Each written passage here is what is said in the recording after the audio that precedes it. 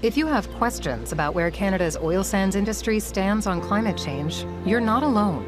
It's time to clear the air. You may have seen this ad from a group of Canada's largest oil companies, the Pathways Alliance, promoting its plan to get oil sands production to net zero emissions by 2050.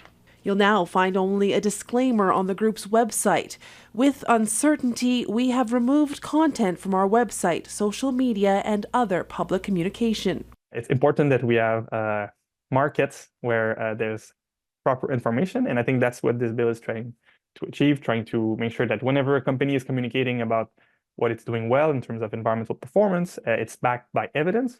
Earlier this month, Ottawa passed a bill that took many in the energy industry by surprise, amending the Federal Competition Act to require that companies that make environmental benefit claims back up their claims with evidence or face steep fines. Certainly with this, there's going to be some companies that didn't have restrictions on what they were saying before. And we're, maybe trying to do their best for the environment, but we're making some fairly large claims.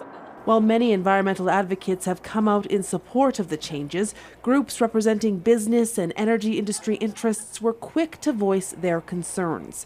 Kevin Krausert is the CEO of a Calgary-based clean tech startup accelerator.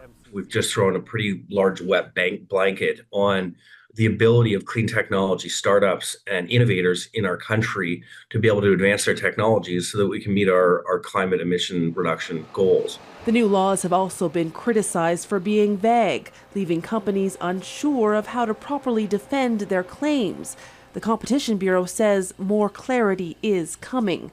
Still, the Alberta government says it plans to challenge the legislation in court. Fortunately, they've given a carve-out for the provincial government, and so if we're the only voice able to be out there loud and proud without the fear of fines or some kind of punishment or some kind of frivolous lawsuits, we're going to do it.